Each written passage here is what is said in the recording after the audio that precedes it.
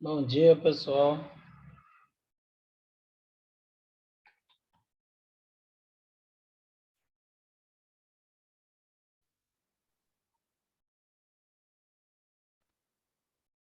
Bom dia, professor.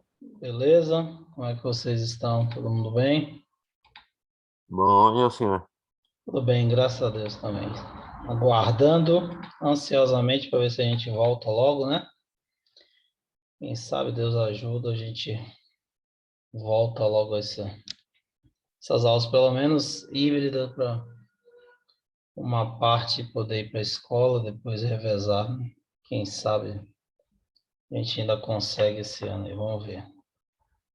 Todo mundo na expectativa. Lá, deixa eu ver. Bom dia, Débora, Matheus, Igor, já falei, Rafael, Silas, Bom dia, Duda. professor. Bom dia, Bom dia, pessoal. professor. Bom dia a todos.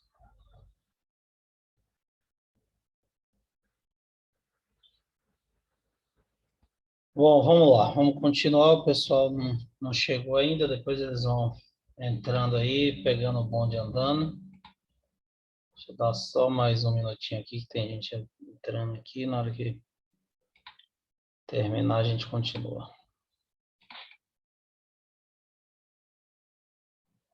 Bom dia, Ana Clara. Bom dia, Anne. Bom dia, professor. Bom dia, professor. Bom dia. Quem mais Professor, entrou? Ludmila, bom dia. Sim, pois não. Pode falar, querido. você já postou o resumo? Já. Não, peraí.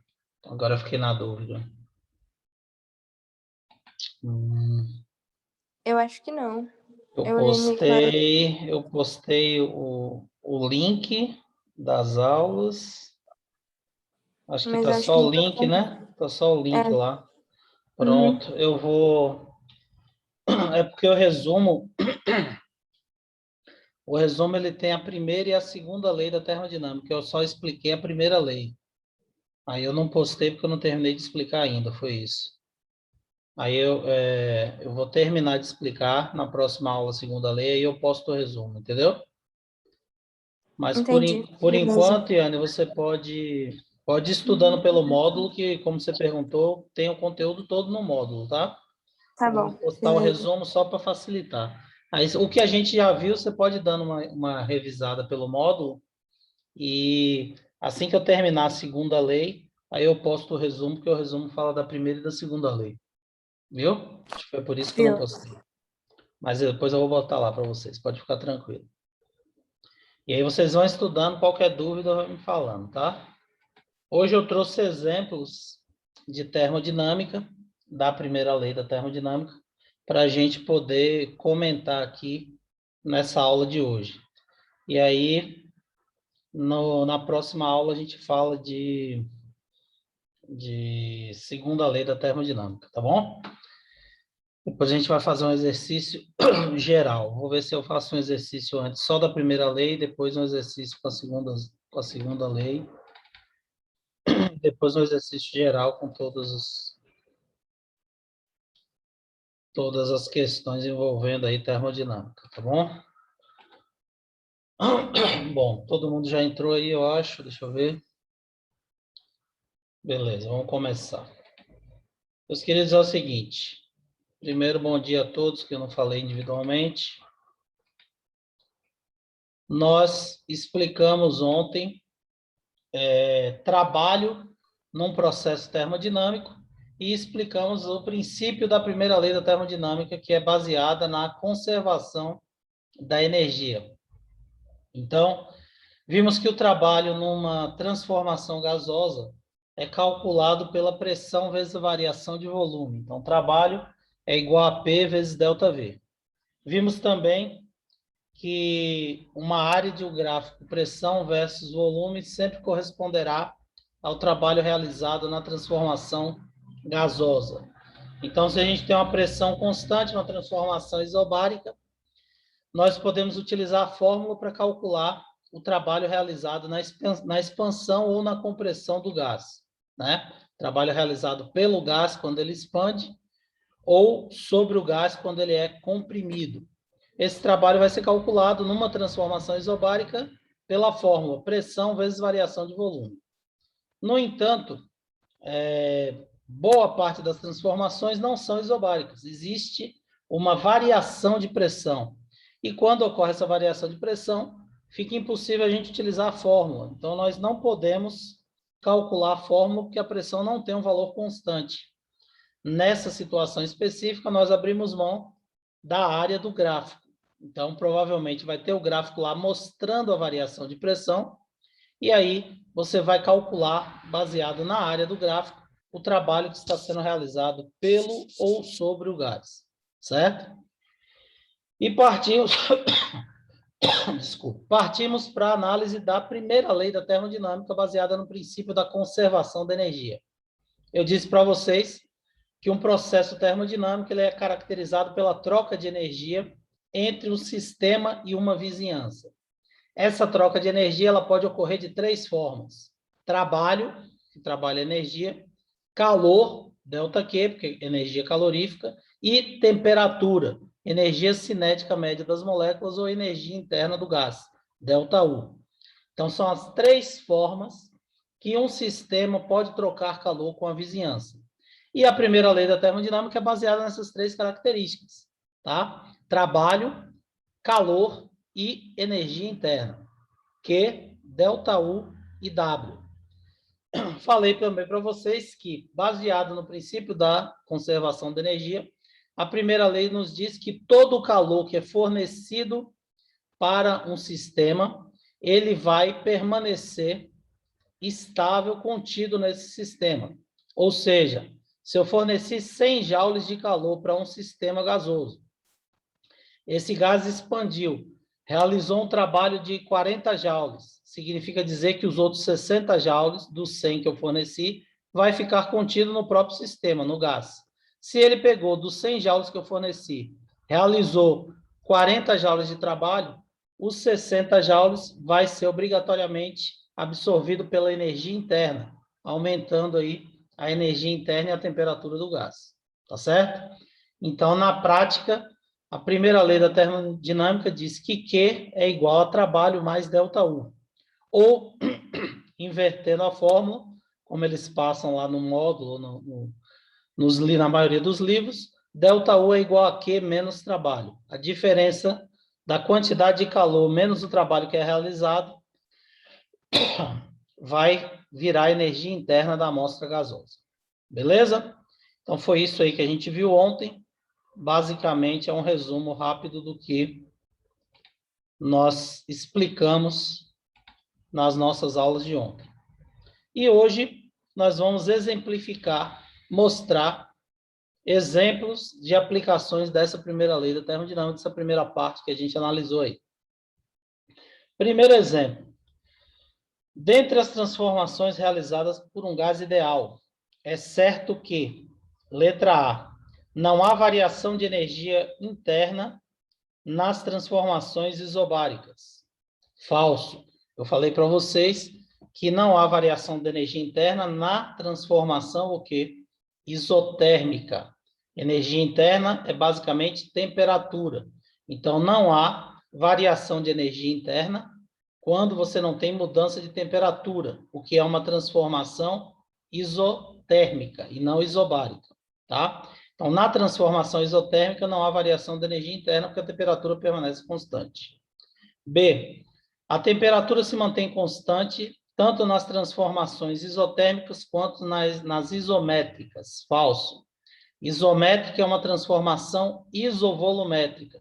Vocês já estudaram em química, pela fórmula, né? PVT por Votor, pressão vezes volume sobre temperatura é igual a pressão inicial vezes volume inicial sobre temperatura inicial, que se a transformação é isotérmica, a pressão, se a transformação é isométrica, desculpe, o volume é constante, você corta o volume, a pressão vai ser inversamente proporcional à temperatura. Então, pela própria equação, você observa que a letra B é falsa. A temperatura se mantém constante apenas na isotérmica. Na isométrica é o volume que permanece constante, tá? Letra C, nas transformações adiabáticas, que foi aquela transformação que eu expliquei no finalzinho da aula de ontem. Aquela que ocorre rapidamente e que não há troca de calor com o meio externo. Não há troca de calor entre o gás e o recipiente que o contém. Verdade. Então, a resposta correta é a letra C. Adiabática é a transformação em que não ocorre troca de calor entre o sistema e a vizinhança ou entre o sistema e o recipiente que o compõe, porque se não há troca de calor, ΔQ é zero. Foi o que a gente mostrou lá na primeira lei da termodinâmica. Aplicando, ΔQ é zero, trabalho vai ficar igual a ΔU. Certo? Letra D. Não há realização de trabalho nas transformações isotérmicas, uma vez que o volume não varia. Falso. Não há realização de trabalho na isovolumétrica ou isométrica, que o volume não varia. E letra E, tanto a pressão quanto o volume de um gás se mantém constante na isométrica. Falso. Só o volume. A pressão vai variar proporcionalmente à temperatura pela equação fundamental aqui da transformação de gases ideais, PVT-Pavotov. Beleza? Bom, segundo exemplo. Um gás ideal sofre uma transformação e seu volume permanece constante. É correto afirmar que, se sofre uma transformação e o volume permanece constante, a transformação é uma transformação isovolumétrica, tá? Letra A, transformação isotérmica, não. Isotérmica é mesma temperatura. Letra B, a transformação é isobárica, falso. Isobárica é mesma pressão. C, o gás não realiza trabalho, verdadeiro. Por quê? Trabalho é pressão vezes variação de volume. Se ΔV é zero, pressão, qualquer que seja a pressão vezes zero, vai dar zero. Não existe trabalho sendo realizado pelo gás. Portanto, a resposta correta é a letra C. Letra D, sua pressão diminui se a temperatura do gás aumenta. Se ela é isovolumétrica, o que vai ocorrer? Você tem que a pressão inicial sobre a temperatura inicial é proporcional à pressão final sobre a temperatura final. Então, você vai ter diretamente proporcional. Você aumenta a temperatura, você aumenta a pressão no gás. É aquilo que eu falei para vocês do botijão. Se o volume permanece constante, conforme você vai fornecendo calor, as moléculas vão ganhando mais energia e aumentando a pressão dentro do botijão de gás, até que chega um momento que ele explode. Desculpe. Então, a temperatura do gás vai aumentar, a pressão também vai aumentar e não diminuir, como ele está falando aqui. E letra E, a variação de temperatura do gás será a mesma em qualquer escala termométrica. Falso. A variação da temperatura vai ser diferente e proporcional a cada escala. Você sabe que 1 grau Celsius varia 1,8 graus Fahrenheit. Então, a variação é diferente na escala termométrica, quando você muda a escala termométrica. Portanto, a resposta correta é letra C, tanto na primeira quanto na segunda questão.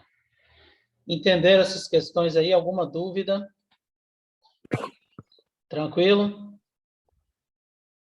Veja bem, essas questões teóricas, elas é que pegam no vestibular, nos detalhezinhos, tá? Essas duas primeiras são questões simples, porém, vocês têm que prestar atenção no que ele está falando, que uma palavrinha que ele muda aqui, muda toda a resposta. Bom, terceiro exemplo. Numa transformação de um gás perfeito. Gás perfeito ou gás ideal, eu acho que eu não cheguei a explicar isso para vocês, mas Lucas deve ter explicado. O que é um gás ideal ou um gás perfeito?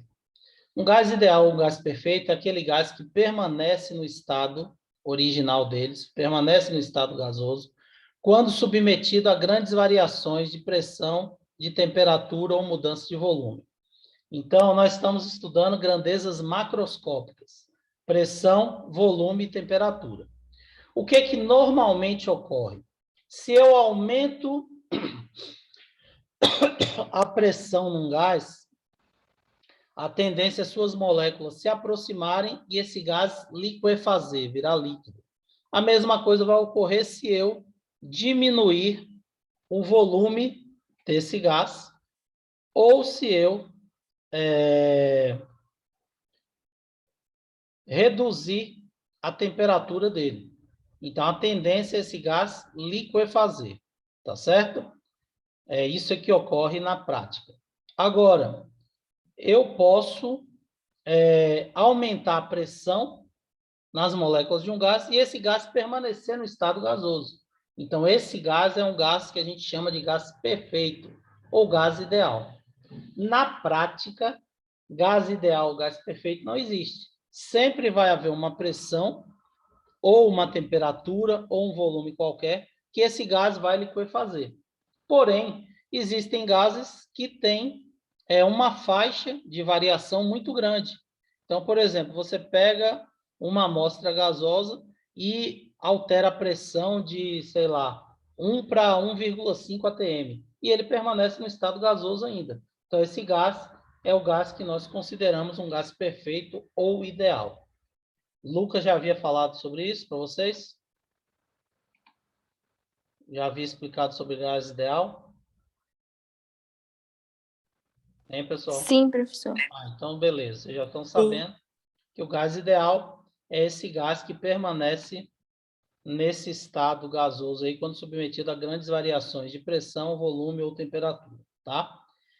Então, ele pode chamar de gás perfeito também aqui. Então, numa transformação de um gás perfeito, os estados inicial e final acusaram a mesma energia interna. Certamente, essa é uma transformação o quê? Se a energia interna é a mesma, ela é uma transformação isotérmica. Não houve variação de temperatura. Energia interna, eu disse para vocês que é basicamente temperatura. Então, ela foi uma transformação cíclica? Não posso afirmar. Pode ser ou não. Numa transformação cíclica, a energia interna permanece a mesma. Permanece. Mas eu não posso afirmar certamente que foi cíclica, tá? Ela pode apenas ser uma transformação isotérmica. Então, eu não posso afirmar que é cíclica. É uma transformação isométrica? Não. Isométrico, o volume permanece constante, a temperatura muda, então vai ocorrer variação da energia interna. Não houve troca de calor entre o gás e o meio ambiente? Falso, ele teria que ser adiabática, tá? ΔQ teria que ter o mesmo valor. São iguais as temperaturas do estado inicial e final? Sim. Se eles acusam a mesma energia interna, é porque ΔU não variou. Se ΔU é zero, a temperatura do início é exatamente igual à do fim. Portanto, a resposta correta é a letra D. Não houve trabalho entre o gás e o meio? Falso. Só não haveria trabalho se fosse isovolumétrica. Beleza? Bom, quarto exemplo aí. Um gás ideal realiza um trabalho de 5.000 joules e recebe 2.000 calorias de calor durante o mesmo intervalo de tempo. Então, durante a realização do trabalho, ele está recebendo 2.000 calorias de calor. A variação da energia interna do sistema durante esse processo vale quanto? Ele manda considerar 1 caloria 4 joules. 1 caloria, na realidade, vale 4,18 joules. Mas tem questões que ele manda considerar 1 caloria 4 joules, outra 4,18, outra 4,2. Você vai usar o dado que ele passou. Ele mandou usar 4, você vai usar 4. 1 caloria 4 joules. Por que ele passou isso aqui? Porque o trabalho está em joules e o calor está em calorias. Você precisa calcular o calor, transformar em joule, para poder jogar na fórmula e determinar qual a variação da energia interna. Então, vamos lá. A gente vai primeiro calcular a quantidade de calor recebido, ΔQ. 2.000 calorias vezes 4 joules. Dá uma quantidade de calor de 8.000 joules. Agora que está em joules e o trabalho em joules, eu posso jogar na primeira lei da termodinâmica. Primeira lei da termodinâmica diz que ΔU é igual a Q menos trabalho. Então, energia interna é igual à quantidade de calor fornecida menos o trabalho que foi realizado no processo termodinâmico. ΔU vai ser 8.000 calorias que ele recebeu. Daí, o detalhe importante. Você tem que colocar o sinal. Se ele recebeu 2.000 calorias, Delta aqui é positivo. Se ele falar, se um gás realiza um trabalho de 5.000 joules e cede 2.000 calorias no mesmo intervalo de tempo, aqui seria calor cedido negativo, menos 8.000 calorias.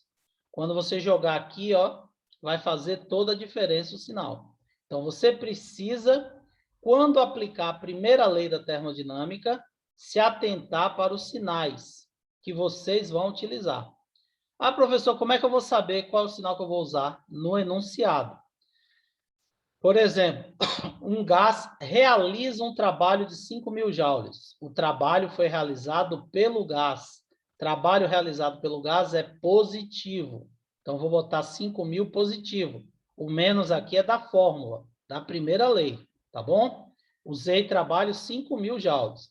O gás recebe 2.000 calorias. Então, quantidade de calor, 8.000 joules positivos, porque ele recebeu. Ok? Como é que ficaria o oposto? Ele colocaria assim, ó, um gás sobre um gás ideal, realiza-se um trabalho de 5.000 joules. Aí o trabalho teria sido realizado sobre o gás, negativo, numa compressão em que ele cede 2.000 calorias. Aí ele estaria perdendo calor. Então, seria o trabalho negativo e o calor também negativo. Então, no enunciado é que vocês irão determinar e identificar quais os sinais que vocês vão usar, tanto para trabalho, tanto para calor, quanto para energia interna.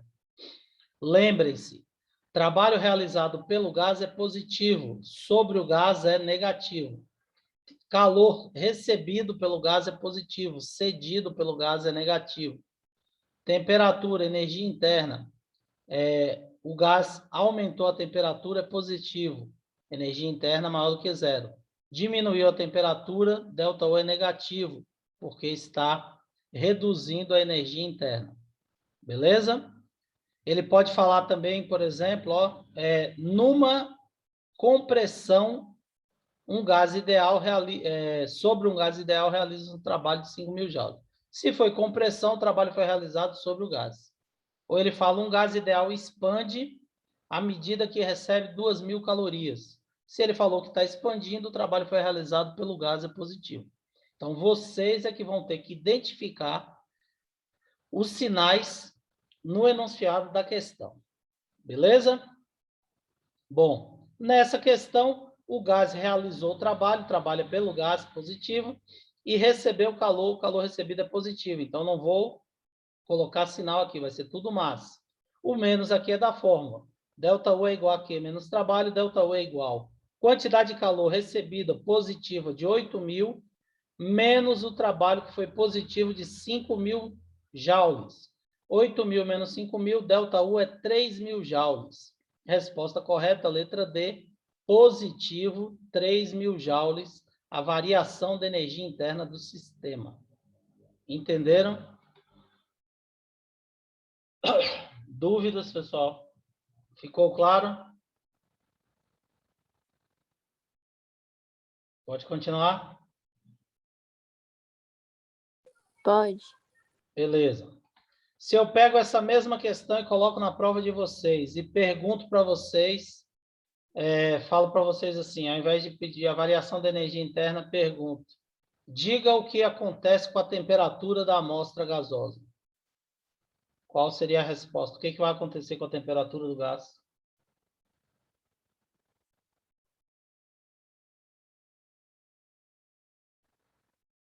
Vamos lá, abra o microfone e me responda, por favor.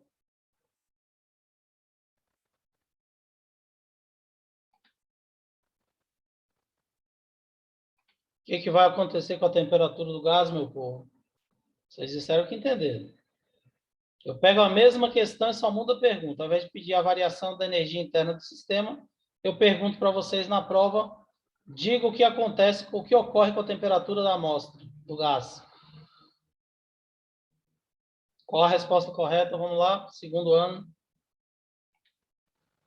Ninguém? Não acredito nisso, não. Vocês não falaram que entenderam?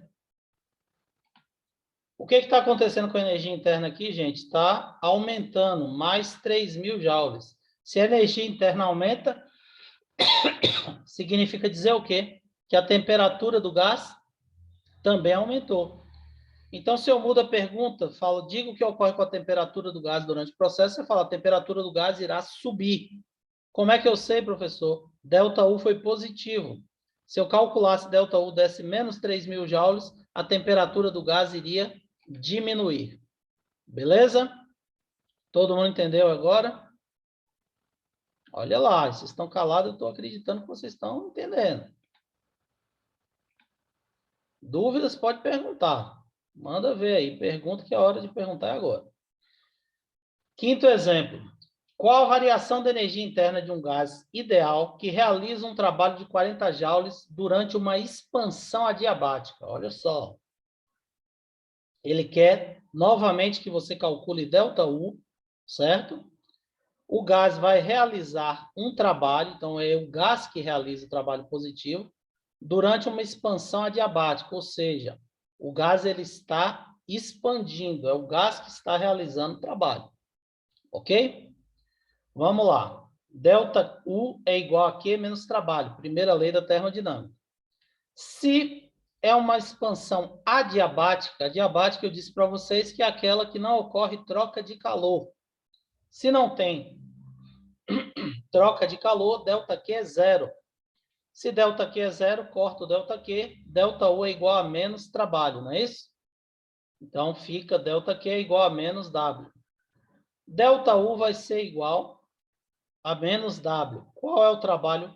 40 joules, positivo. O menos aqui é da fórmula, então vai ficar ΔU é igual a menos 40.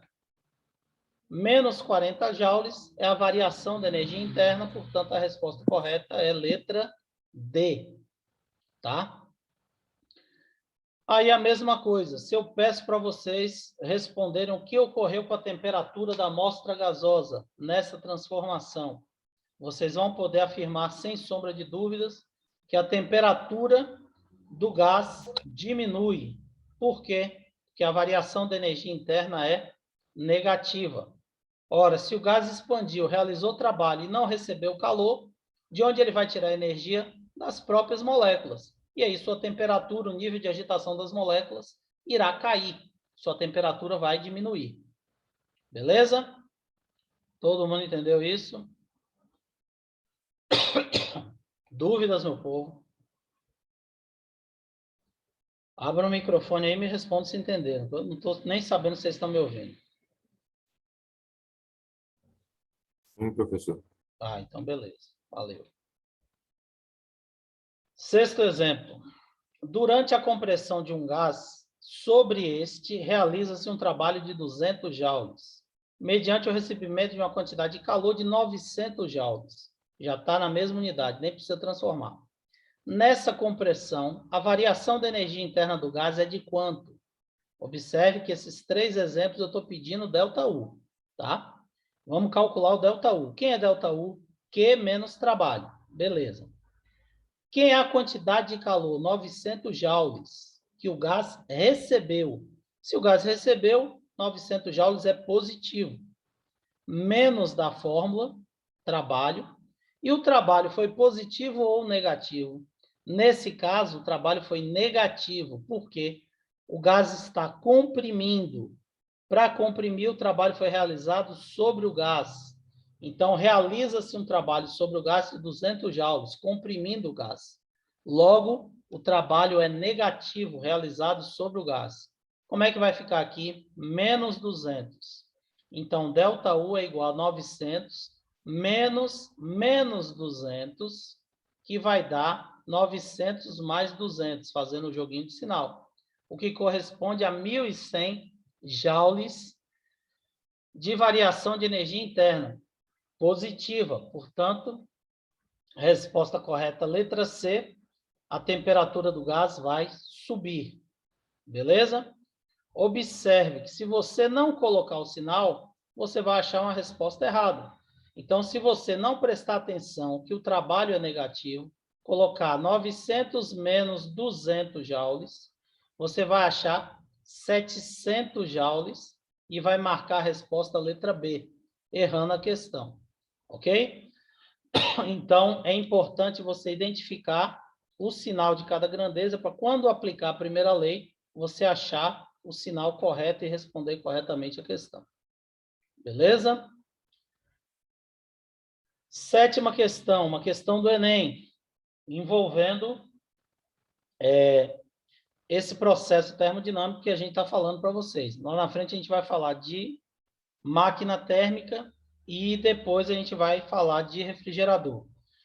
Mas os princípios operacionais a gente já sabe que é baseado na primeira lei da termodinâmica. Então, esse sétimo exemplo, essa questão do Enem, diz o seguinte: a refrigeração e o congelamento de alimentos é responsável por uma parte significativa do consumo de energia elétrica numa residência típica. Ou seja, um dos aparelhos que mais consome energia na sua residência é a geladeira. Obviamente, porque ela está retirando o calor dos alimentos e jogando para uma resistência lá no fundo. Todos os dispositivos elétricos que trabalham à base de resistência obedecem ao chamado efeito Joule, a gente vai estudar isso lá no terceiro ano, e são os aparelhos que mais consomem energia em uma residência. Ou seja, chuveiro elétrico, ferro elétrico, torradeira, forno elétrico, geladeira, todos esses aquecedores, todos esses aparelhos trabalham com resistência e consomem muita energia. Para diminuir as perdas térmicas de uma geladeira, pode ser tomados alguns cuidados, evitando que ela gaste mais energia. Primeiro, distribuir os alimentos nas prateleiras, deixando espaços vazios entre eles para que ocorra a circulação do ar frio para baixo e o ar quente para cima. Verdadeiro. O ar quente, ele dilata, nós já estudamos dilatação, inclusive de gases. O ar quente, ele dilata, fica menos denso e sobe. O ar frio é mais denso, desce. E esse ciclo forma aquela corrente de convecção que eu falei para vocês e faz com que toda a geladeira se resfrie mais rapidamente. Se você obstruir a prateleira, fechando completamente, você vai impedir que o ar circule e aí o motor vai forçar mais, gastando mais energia. Então, é verdadeiro aqui a primeira afirmativa. Segunda afirmativa, manter as paredes do congelador com camadas bem espessas de gelo para que o aumento da massa de gelo aumente a troca de calor no congelador. Falso. Se você manter, o gelo é isolante térmico. Se você manter uma camada espessa de gelo, você vai justamente impedir a troca de calor e não aumentar a troca de calor no congelador. E aí você vai prejudicar o resfriamento, o motor vai trabalhar mais forçado e vai gastar mais energia. Então, a segunda afirmativa é falsa. Terceira, limpar o radiador, a grade que fica na parte de trás da geladeira, periodicamente, para que a gordura e a poeira que neles se depositam não reduza a transferência de calor para o meio ambiente. Verdadeiro. Você não pode nem pendurar alguma coisa molhada lá atrás, como algumas pessoas costumam fazer, pega pano de prato, pendura atrás da geladeira na grade para secar. Vai secar? Vai. Mas você vai impedir a transferência de calor da parte de dentro da geladeira para aquela parte de fora que é a grade, que é justamente onde o calor é dissipado. E aí o motor vai forçar mais também para poder transferir esse calor, já que lá vai estar resfriado pelo pano que está úmido, e vai gastar mais energia. Então, manter limpo e livre de qualquer coisa, aquele radiador que fica atrás aquela grade que fica atrás da geladeira, facilita e diminui o gasto de energia, facilitando aí a troca de calor da geladeira com o meio ambiente. Portanto, a resposta correta é letra 1, afirmativa 1 e 3, letra D. As operações 1 e 3 realmente facilitam a troca de calor com a geladeira e o meio, diminuindo o consumo de energia. Beleza? Todo mundo entendeu aqui os procedimentos? Dúvidas? De boa, né? Então, vamos lá. Oitavo exemplo. Em uma transformação termodinâmica sofrida por uma amostra de gás ideal, o volume e a temperatura absoluta variam como indica o gráfico, enquanto que a pressão se mantém constante de 20 newtons por metro quadrado. Então, o gráfico ele tem volume versus temperatura. Observe que a temperatura está em Kelvin, volume em metro cúbico, tá? e a pressão em Newton por metro quadrado. O que que ele quer saber? Ele quer saber qual a variação da energia interna. Para calcular a variação da energia interna, eu preciso saber o trabalho e a quantidade de calor recebida. A quantidade de calor recebida está falando aqui no enunciado. O gás absorve 250 joules de calor. Beleza. E o trabalho que foi realizado, eu sei? Não. Está no enunciado? Não. Como é que eu vou fazer para calcular esse trabalho, pessoal aí do segundo ano?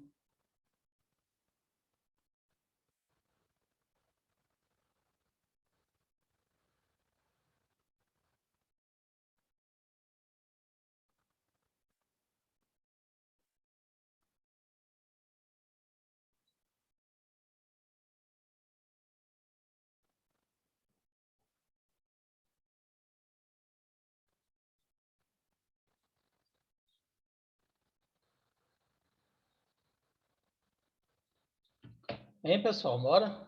E aí? Como é que eu vou calcular o trabalho aqui? Trabalho vai ser calculado através da fórmula, pressão vezes variação de volume. A pressão eu tenho aqui no enunciado, a variação de volume está no gráfico. Então, vamos calcular o trabalho primeiro, pressão vezes variação de volume, e depois que a gente calcular o trabalho, a gente vai calcular na primeira lei da termodinâmica, a variação da energia interna, certo? Então, o trabalho é pressão vezes variação de volume, pressão é 20 newtons por metro quadrado, a variação de volume é de 5 para 10 metros cúbicos, já está na unidade correta. Então, vai ser 5. 20 vezes 5 dá 100. 100 joules é o trabalho. E 250 joules é a quantidade de calor recebida. Como é que eu vou saber que é positivo ou negativo? O trabalho foi realizado pelo gás, porque o gás está expandindo, ó, a setinha aqui, ó. O volume final é maior do que o inicial. Então, expandiu a amostra gasosa. Se a amostra expandiu, o gás subiu aqui, o volume, o trabalho foi realizado pelo gás, positivo. E ele recebeu, absorveu 250 joules de calor. Então, a quantidade de calor também é positiva.